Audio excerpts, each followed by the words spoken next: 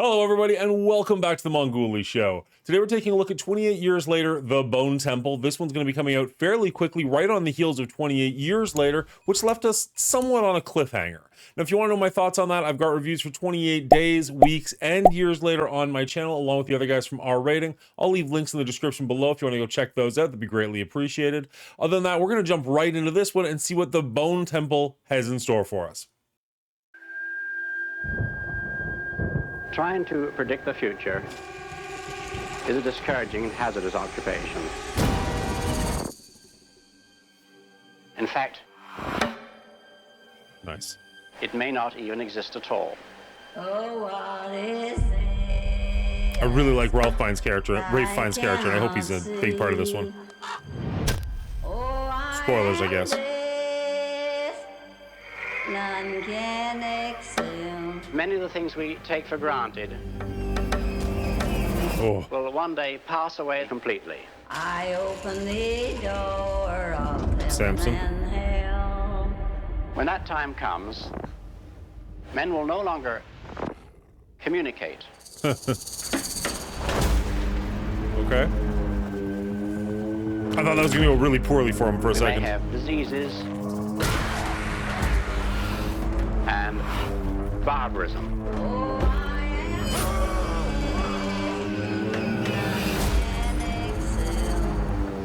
am The whole Jeez. world will cease to make any sense. I open the door of heaven and hell. Look at the incredible changes we've experienced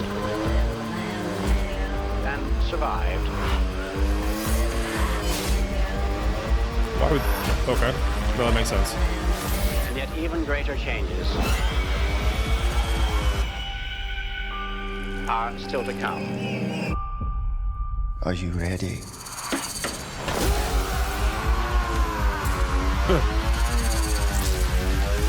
Jeez. The imagery in this one alone is just incredible. January 16th. Man, it's coming quick. All right, let's take a closer look. Let's break that down because there's a lot going on in that trailer. So we're starting off in the Bone Temple, which was one of the most powerful scenes in 28 years later. Sorry, went for the sequel and went added a number stupidly. I thought the scene was absolutely beautiful in the first movie. I loved Ralph Fiennes' character. He's probably one of the highlights in the movie for me. The way he interacts with Spike and talks to about like what's happening with his mother and dealing with that trauma and whatnot, I thought was absolutely incredible. I love that we're back here. I did originally say that I wish that the actual tower was something we didn't see until we were in the theaters. Obviously, this movie called The Bone Temple, it already appearing in the previous movie. We can't really get away from that this time, but regardless, I think this is just incredible imagery and I'm happy to see it again. Also means we're going to get more Ralph Fiennes, which I'm very okay with. Nature playing such a huge part in 28 years later, it was really cool, and seeing like the big flock of birds here so early on in the trailer makes me assume they're going to continue on with that theme. The way that like the Mother Nature is kind of just taking back the island or taking back England after it's been ravaged and destroyed for so long, I think is really cool. In this next scene, we get to see what it used to be like the train is moving, the town is vibrant, all that, and then it cuts right away to the scene we saw where like the woman gives birth, zombie gives birth in this train station, and like Samson goes ballistic when he realizes that his kid is missing, that his wife is dead. Really smart throwback. If you've not seen 28 years later, this doesn't mean anything to you, and if you have seen 28 years later, you're instantly brought back to that scene. Really clever bringing it in here. And I love the juxtaposition of having like the living vibrant version versus the dead but like kind of nature bringing it back to life version. The music or talking in the background is talking about like losing what once was and like not realizing what you have until it's gone. And then we see Ralph Fiennes like with all of the photos, literally probably all of the photos he has from his past, his previous love life, his wife, whatever, the books of medicine and healing that we've got in this next scene, if I can find it. Pretty much being his only guides, his only confidants to talk to about, like, he is still a doctor, he's still trying to help whoever he can help, but he has no colleagues to refer to. So this is all he's got, is just whatever books he can scavenge, and he has to keep those safe. Makes perfect sense to me. It's very cool. This scene here where he confronts Samson again feels like we've done this a couple of times now. We've only seen it once in the movie, I guess twice now with this trailer, but I get the impression that Rafe has run into Samson quite a few times, and it wasn't until his baby went missing that he showed some serious aggression and actually was hunting him down. I'm very curious to see where this goes. I don't really know.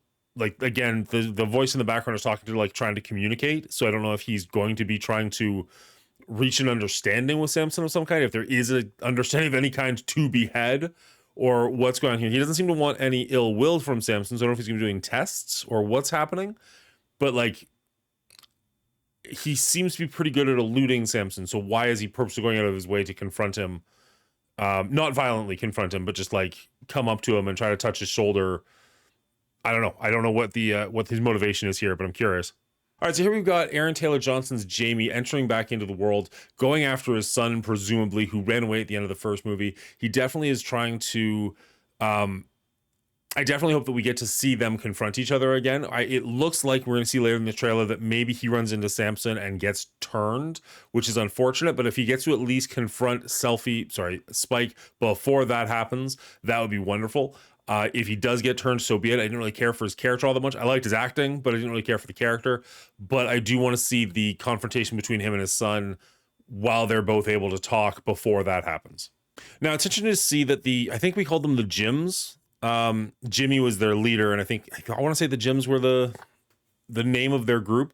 It's interesting to see that they're masking up before doing something truly horrific. Usually this is something you would see in history where people want to like pretend that they're somebody else. This is why like executioners used to wear masks back in the day so that they could like hide behind the mask almost. So they might not be totally okay with what they're about to do, but at the same time, we see scenes where it almost looks like it's bringing them joy. So I don't know what the point of the masks are. Ritualistic maybe in some capacity. I'm not really sure. Yeah, this just looks like the worst Slipknot cover band you've ever seen. And forgive me, I've only seen 28 years later once. I don't recognize any of the people that they're torturing, so I'm not sure if they found their main headquarters or if these are just random people in England that they, like random other survivors. Not really sure. All right, my apologies. I've only seen 28 years later once. I don't recognize any of the people that are being tortured, so I'm not sure if they did find the Isle of God or whatever it was called.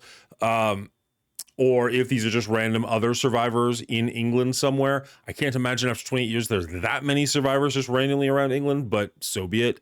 Have to see what exactly they did to incur Jimmy's wrath, because as we saw at the end of the movie, Jimmy took in Spike pretty willingly, but we did see them hang somebody in the first movie upside down with their initials scrawled in them. Looks like they're carving their initials into one of these people. So Jimmy's a finicky bitch, I guess, but like what incurs his wrath versus what allows you to be friends, I'm not really sure. He definitely just has the look, like everything about his look just screams cult leader to me, including at one point we see like obviously all of his minions are dressed up like his cousins were at the beginning of the very first movie. They've all got like that blonde hair and most of it's not natural. I'm pretty sure we see Spike here in the blonde wig as well, kind of trying to fit in. And at one point, I don't know if I'll be able to find it properly. Yeah, he's even got like the cross upside down cut into his forehead. Not cool. Just like super culty vibes. And I'm not really sure where they're going with it.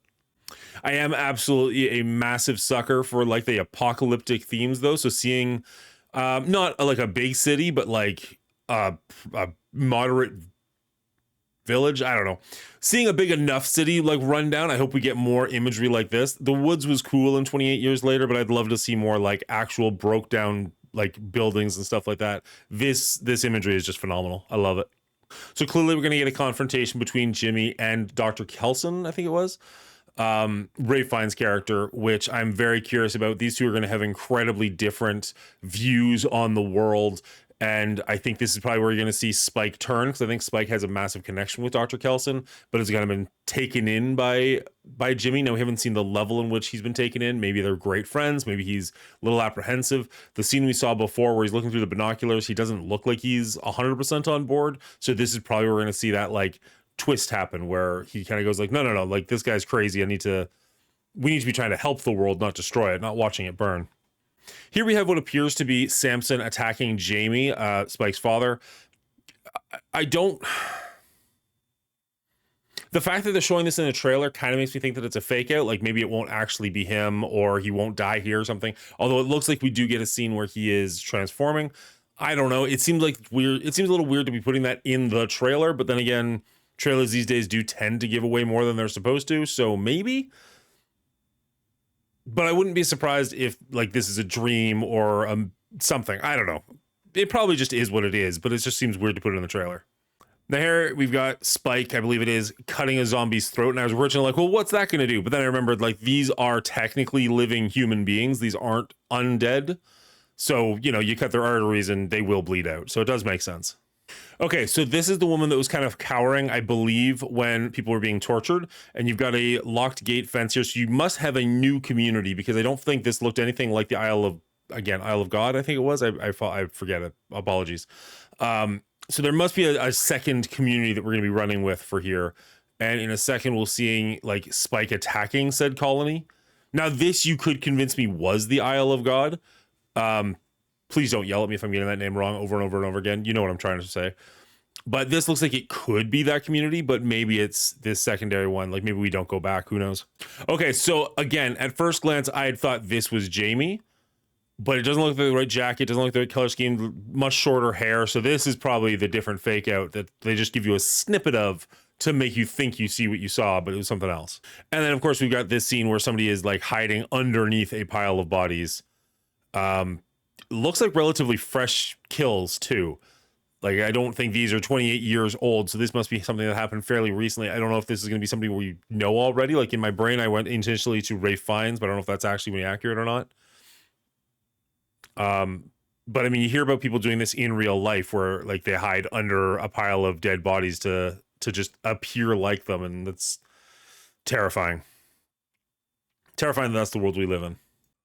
This, I'm not gonna lie, is absolutely terrifying, and I hope it doesn't go further than this. I hope they get like punched from behind or something. I don't want to see somebody get.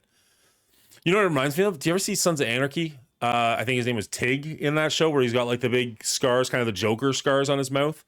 I don't want to see somebody get that done to them in a movie. No, thank you. I know it's a horror movie, but still, no, thank you. The Bone Temple, the Circle of Fire, what appears to be the Jimmys in the center of it. I can't wait to see what's going on in this scene, because the cinematography here is just so cool. They flash a couple of images really quickly, and we can't quite tell what we're looking at, but this scene specifically just really has me captivated and really, really curious of what we're gonna get. I'm seriously, I'm really looking forward to this one for January. 28 years later, the Bone Temple comes out in January. It's just a few months away. I'm really looking forward to this one. I know people are generally either a fan of 28 Weeks Later or 28 Years Later. I'm personally a 28 Years Later fan, but let me know what you think down in the comments below. I'd love to hear from you. If you enjoyed this video and you made it this far into it, please consider the like button, as it does actually help with the channel quite a bit, and hit subscribe so that I see you in the next one.